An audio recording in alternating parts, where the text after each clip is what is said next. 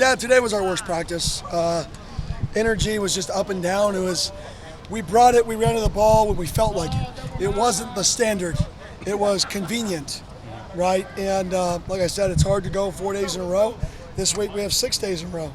We have an off day tomorrow and we go 6 by design. We're pushing them to battle through that, and today was not as good as I would have liked. So how do you evaluate the quarterbacks through week 1, and what kind of things would you like to see from that group heading into week 2? Yeah, they're taking care of the football, which is one big thing. We haven't taken many negatives, right? Even though you can't sack the quarterback and all that, but we haven't taken many negatives. I think for them, it's taking the boring play. You know, when we watch tape, there's a lot of boring plays out there that we could take that we're forcing ourselves to kind of be aggressive or make the fun play, which, I mean, football is really boring when you play it well. I mean, it really is. Like, you just throw it and catch it, and you're like, how does it look so easy? That's why the good teams just look so easy, because they just take the easy stuff, right? And that's what we're trying to preach into those guys is it's a simple game.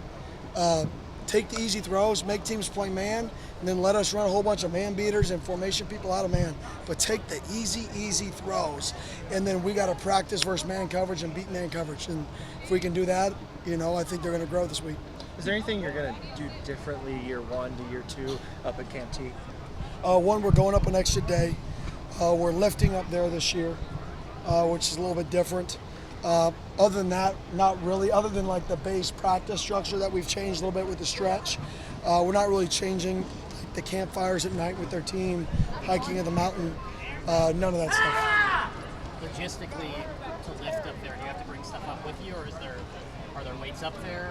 Oh yeah, Coach Joe brings it all up. He carries them all. No, him and his team load them up, and it's not fun to do, but we got to get our work in because we're going up another day. Vinny, how was it just practicing at night here, just getting under the lights for the first time? Yeah, it was needed. It was something that, you know, what I felt like I did a bad job of last year was putting our guys practicing at night because we play so many night games, practicing on this field because this field is actually a different grass than what we practice on, which sounds crazy, but the actual dirt is a different soil, which makes it actually different to cut on. So we actually never play on our home field even when we practice. Most home field grass is the same as the practice field. We don't have that. And then combine that with the lights, right? We have to be able to catch the ball in the lights if we play night games.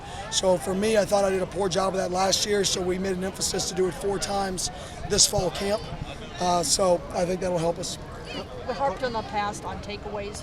What is your take on the defense and how you're progressing in that? Yeah, we're getting it. Still too many dropped interceptions. I mean, I think we've had 4 or 5, just off the top of my head, that I can think of in camp so far. We're raking at the ball better, more tip balls. There's more ball disruption, which is showing up, but we still haven't caught the ball. Like, there's a good play versus like a great play. Could be 7 points. Like, as simple as that. And those are how you change not just games, but seasons, or with a couple plays like that. Coach, what have you thought about the tight end group these first 4 practices? Yeah, well, a few of them were out early, getting them all back. Today was the first day we got to see kind of more people involved. I think we're a big group. I mean, we're short numbers-wise, but I think we're big when we're in. So it's going to be interesting how we use that group this year. I think we have to be really strategic how we use that group because of our depth, but I think they are unique because of the pure size of those guys. We have to find ways to use them, but also keep them healthy. How much of a benefit is it to have those, bigger tight ends with, the depth at the running back position, what you guys can do running ball this year? Yeah, versatility. I mean, you just want to be able to throw a lot of different pitches at a defense.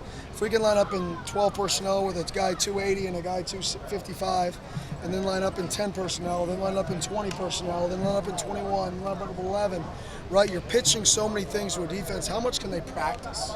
And that's really the goal is if you can limit what a team can practice and you can limit their calls, then you can help your team because now you're trapping a team into 2 or 3 calls and formations or personnel groupings. So the more versatile you are, the more you can limit calls you see versus groupings, the more impact you can have as a football coach. I know it's still early, but what do you see from special teams so far? Oh, we care. Like, we care. We can tell.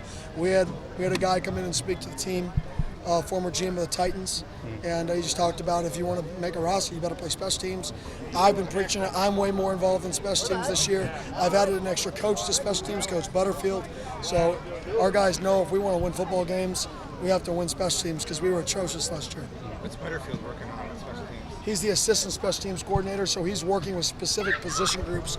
So unlike last year where you only had 10, where you had to put all your position coaches constantly in different special teams, now we have 3 full-time guys only dedicated to special teams, so they can run actual positions and position meetings. So we don't just always meet as a group now on special teams. We break out and we meet individual with your individual special teams coach on special teams, because fundamentally I thought we were poor last year. And if I look at that, I look at how can I do better, how can we do better? Well, it's simple. Break out in individual groups. Let's coach the fundamentals better if we want to get better at it. Thanks, Kenny.